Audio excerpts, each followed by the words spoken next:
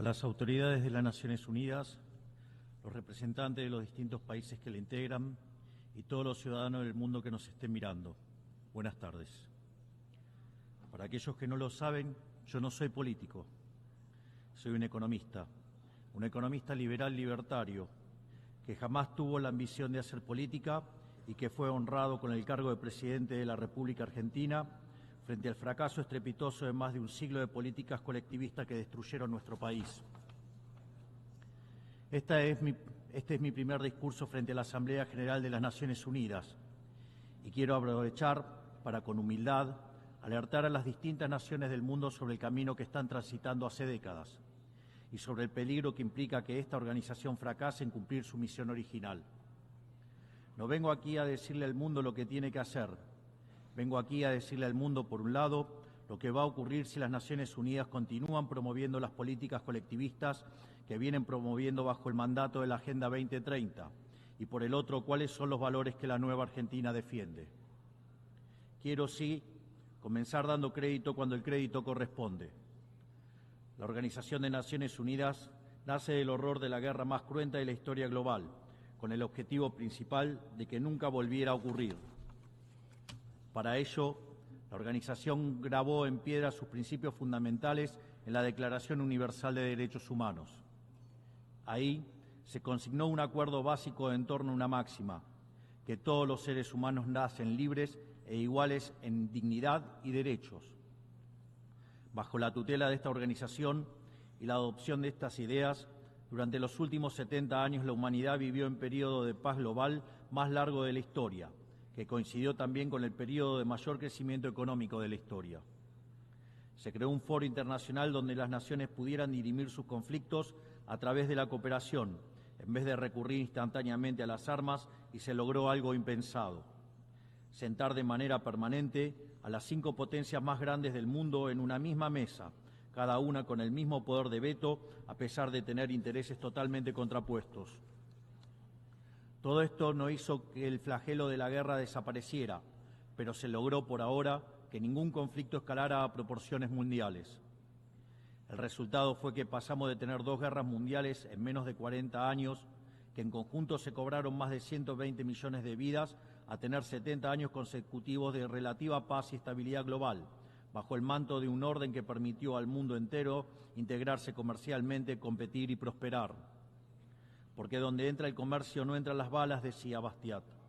Porque el comercio garantiza la paz, la libertad garantiza el comercio y la igualdad ante la ley garantiza la libertad. Se cumplió, en definitiva, lo que consignó el profeta Isaías y se lee en el parque cruzando la calle. Dios juzgará entre las naciones y arbitrará por los muchos pueblos. Forjarán sus espadas en rejas de arado y sus lanzas en podadoras. Nación no tomará espada contra nación, nunca más conocerán la guerra. Esto es lo que ha ocurrido mayormente bajo la tutela de las Naciones Unidas en sus primeras décadas, y por eso desde esta perspectiva estamos hablando de un éxito destacable en la historia de las naciones que no puede ser soslayado.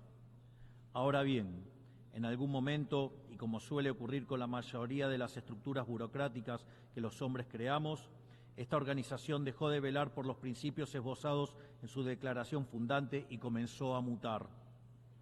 Una organización que había sido pensada esencialmente como un escudo para proteger el reino de los hombres se transformó en un leviatán de múltiples tentáculos que pretende decidir no solo qué debe hacer cada Estado-nación, sino también cómo deben vivir todos los ciudadanos del mundo. Así es como pasamos de una organización que perseguía la paz a una organización que le impone una agenda ideológica a sus miembros sobre un sinfín de temas que hacen a la vida del hombre en sociedad. El modelo de Naciones Unidas, que había sido exitoso, cuyo origen podemos rastrear en las ideas del presidente Wilson, que hablaba de la sociedad de paz sin victoria y que se fundaba en la cooperación de los Estados-nación, ha sido abandonado. Ha sido reemplazado por un modelo de gobierno supranacional de burócratas internacionales que pretenden imponerle a los ciudadanos del mundo un modo de vida determinado. Lo que se está discutiendo esta semana aquí en Nueva York, en la Cumbre del Futuro, no es otra cosa que la profundización de ese rumbo trágico que esta institución ha adoptado. La profundización de un modelo que, en palabras del propio secretario de las Naciones Unidas, exige definir un nuevo contrato social a escala global, redoblando los compromisos de la Agenda 2030. Quiero ser claro en la posición de la Agenda Argentina. La Agenda 2030, aunque bien intencionada en sus metas, no es otra cosa que un programa de gobierno supranacional de corte socialista, que pretende resolver los problemas de la modernidad con soluciones que atentan contra la soberanía de los Estados-nación y violentan el derecho a la vida, a la libertad y a la propiedad de las personas. Es una agenda que pretende solucionar la pobreza, la desigualdad y la discriminación con legislación que lo único que hace es profundizarla. Porque la historia del mundo demuestra que la única manera de garantizar la prosperidad es limitando el poder del monarca, garantizando la igualdad ante la ley y defendiendo el derecho a la vida, a la libertad y a la propiedad de los individuos. Ha sido precisamente la adopción de esa agenda que obedece a intereses privilegiados y el abandono de los principios esbozados en la Declaración Universal de Derechos Humanos de las Naciones Unidas lo que tergiversó el rol de esta institución y la puso en una senda equivocada. Así, hemos visto cómo una organización que nació para defender los derechos del hombre ha sido una de las principales propulsoras de la violación sistemática de la libertad, como por ejemplo con las cuarentenas a nivel global durante el año 2020 y que debería ser considerado un delito de lesa humanidad. En esta misma casa, que dice defender los derechos humanos, han permitido el ingreso al Consejo de Derechos Humanos a dictaduras sangrientas como la de Cuba y Venezuela sin el más mínimo reproche. En esta misma casa, que dice defender los derechos de las mujeres, permite el ingreso al Comité para la Eliminación de la Discriminación contra la Mujer a países que castigan a sus mujeres por mostrar la piel. En esta misma casa, sistemáticamente, se ha votado en contra del Estado de Israel, que es el único país de Medio Oriente que defiende la democracia liberal, mientras se ha demostrado en simultáneo una incapacidad total de responder al flagelo del terrorismo. En el plano económico, se han promovido políticas colectivistas que atentan contra el crecimiento económico, violentan los derechos de propiedad y entorpecen el proceso económico natural, llegando a impedirle a los países más postergados del mundo gozar libremente de sus propios recursos para salir adelante. Regulaciones y prohibiciones impulsadas precisamente por los países que se desarrollaron gracias a hacer lo mismo que hoy condenan.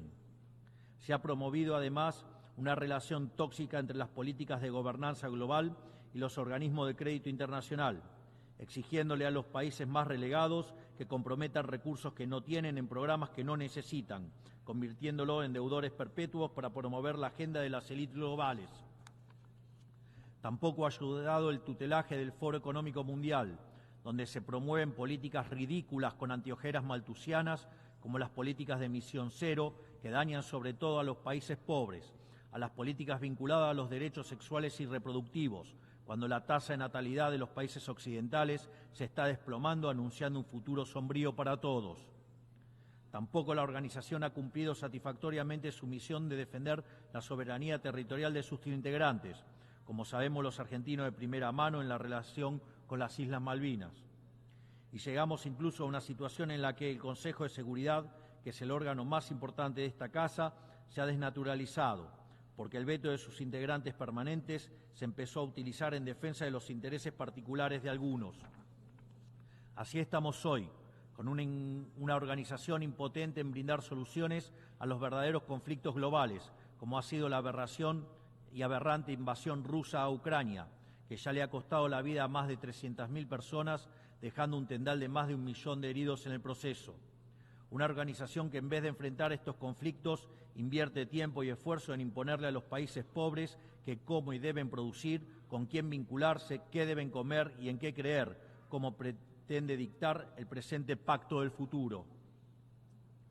Toda esta larga lista de errores y contradicciones no ha sido gratuita, sino que ha redundado en la pérdida de credibilidad de las Naciones Unidas ante los ciudadanos del mundo libre y en la desnaturalización de sus funciones. Por eso, quiero hacer una advertencia. Estamos ante un fin de ciclo. El colectivismo y el postureo moral de la agenda woke se han chocado con la realidad y ya no tienen soluciones creíbles para ofrecer a los problemas reales del mundo. De hecho, nunca las tuvieron. Si la Agenda 2030 fracasó, como reconocen sus propios promotores, La respuesta debería ser preguntarnos si no fue un programa mal concebido de inicio, aceptar esa realidad y cambiar el rumbo. No se puede pretender persistir en el error redoblando la apuesta de una agenda que ha fracasado. Siempre ocurre lo mismo con las ideas que vienen de la izquierda. Diseñan un modelo acorde a lo que el ser humano debería ser, según ellos, y cuando los individuos libremente actúan de otra manera, no tienen mejor solución que restringir, reprimir y coartar su libertad. Nosotros en Argentina ya hemos visto con nuestros propios ojos lo que hay al final de este camino de envidia y pasiones tristes. Pobreza, embrutecimiento, anarquía y una ausencia fatal de libertad. Todavía estamos a tiempo de apartarnos de ese rumbo. Quiero ser claro con algo para que no haya malas interpretaciones. La Argentina, que está viviendo un proceso profundo de cambio en la actualidad, ha decidido abrazar las ideas de la libertad. Esas ideas que dicen que todos los ciudadanos nacemos libres e iguales ante la ley, que tenemos derechos inalienables otorgados por el Creador, entre los que se encuentran el derecho a la vida, a la libertad y a la propiedad.